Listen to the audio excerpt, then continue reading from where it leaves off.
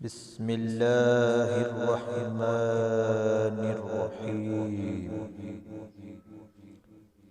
شروع اللہ کے نام سے جو بہت بڑا مہربان اور نہایت رحم والا ہے۔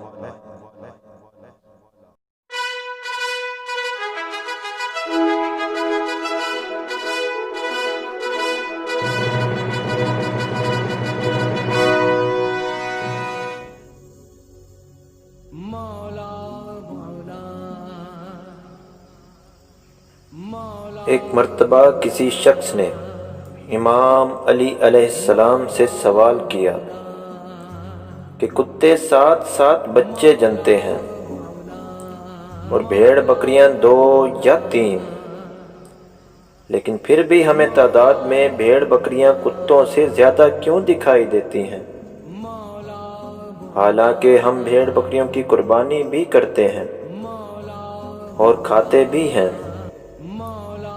لیکن پھر بھی وہ زیادہ نظر آتی ہیں؟ تو امام علی علیہ السلام نے فرمایا، اس کو برکت کہتے ہیں،